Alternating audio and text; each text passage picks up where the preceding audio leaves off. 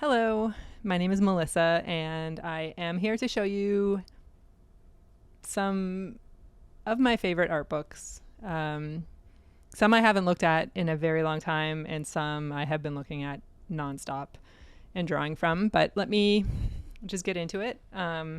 We'll start the top of my pile here, which is big. You saw me probably pull them off the shelves. But let's start with this one.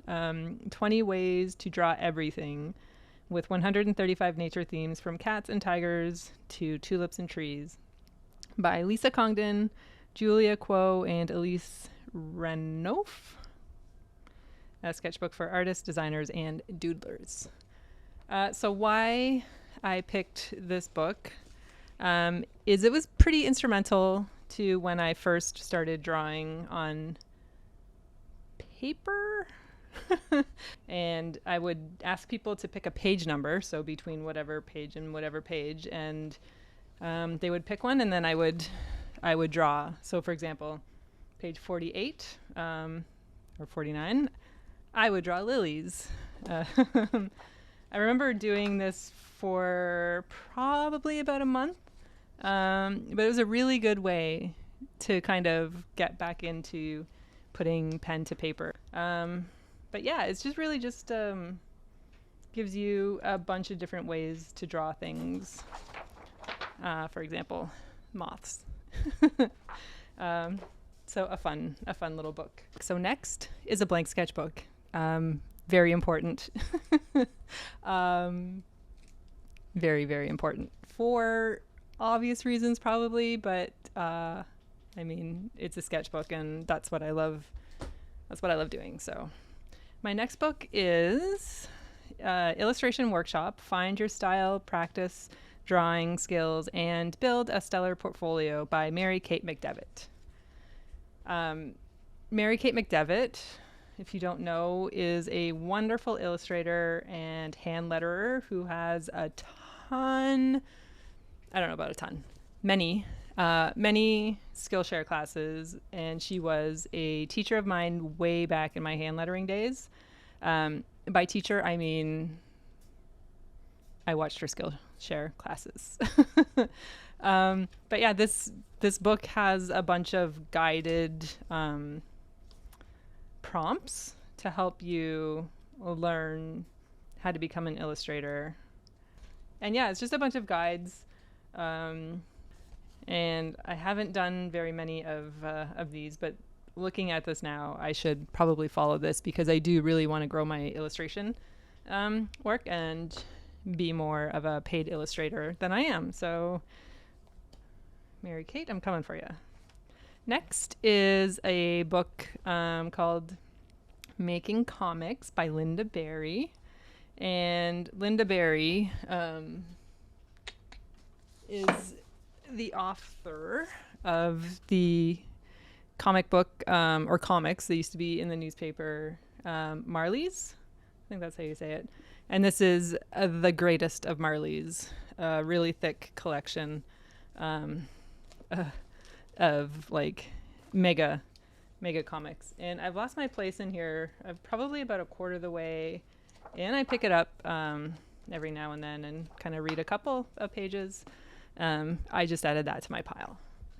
But Lynda Barry wrote a book on how to make comics, so obviously she knows what she's talking about. And it's really fun. It's like her composition journal. She's like written out the book inside of a composition journal and kind of guides you through, I think it's like weekly exercises and stuff. And yeah, I didn't finish this. You sense a theme. But I did start it. I made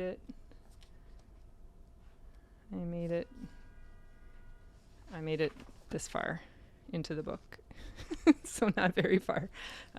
Again, something else that I should probably pick up, because I do love illustrating my day. I love illustrating my day.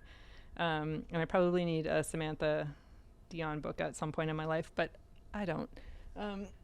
Speaking of making comics, this is my composition book that I was doing. What do we have here?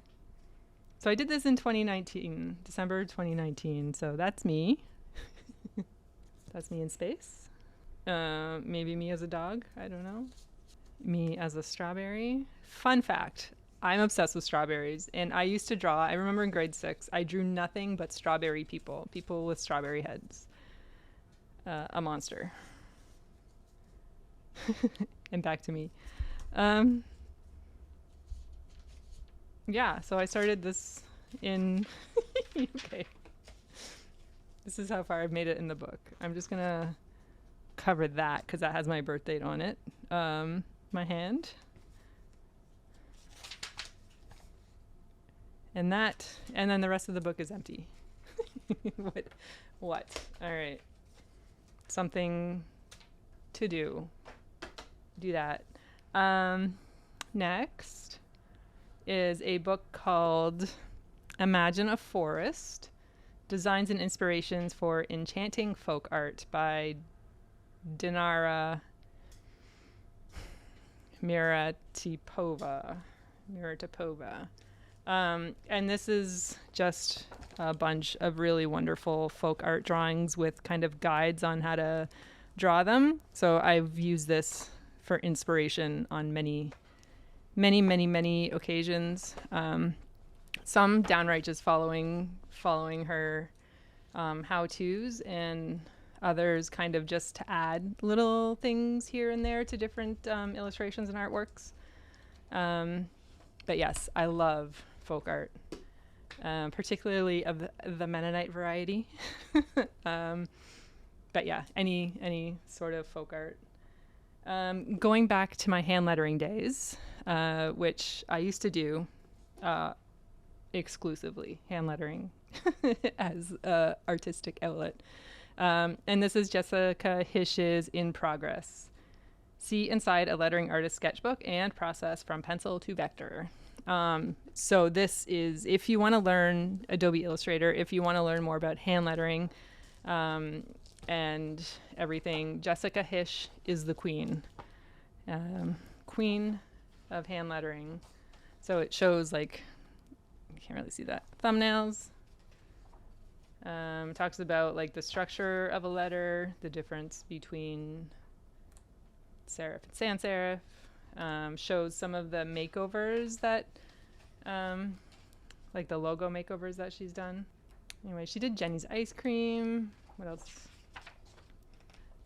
Talks about color, talks about like where to place your anchor points when you're doing vectors and things. It's kind of, it like learning how she traces a letter in Adobe Illustrator has really helped me just in using Adobe Illustrator for design and illustration and stuff. But yeah, like, correct me if I'm wrong, but Jessica Hische is the queen of hand lettering. Like, look at that. Look at that. I should get back in, like, okay, look. Look. Yeah. I should incorporate this more into my illustration. In Progress by Jessica Hische. 100%. Love that book. Should reread that book. That's one I did read cover to cover and followed along.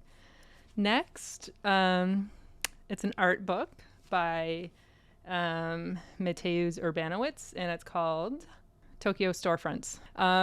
Mateusz is, I think, I want to say he's Polish or Ukrainian, living in Tokyo for a number of years, and one of the artists that I found early on in my watercolor career that has taught me so much just by watching him on how to use watercolor. Like, he doesn't have any courses. But his YouTube channel, just to watch how he sketches and then outlines and then does his watercolor, it's amazing. He's amazing. The way that he can, like, manipulate the watercolor, do, like, gradient washes and stuff like that. Like, look, it's crazy. Anyway, this was his first book on Storefronts, and then he has one I didn't pull it off the shelf, but I'll grab it for you just because I thought I was just going to pull every single book off my shelf. He's got one, I think it's, what is it? Tokyo at Night. So same kind of concept. Oh, look, there's a postcard, not a postcard, a bookmark. This is tape from Sophie McPike. Sophie, I reused your your packing tape. Let me find one that's not. So yeah, this is just scenes from Tokyo at Night, which like I've only attempted ever attempted one night scene in watercolor, and it's hard. But the way that he captures the light, the glow in a night scene, it's crazy. Mateusz, you're amazing. I'm gonna put that back up there. Next, I have a graphic novel. I don't read a lot of graphic novels, but Over Easy by Mimi Pond. I need to reread this. And I have another one here. The Customer is Always Wrong.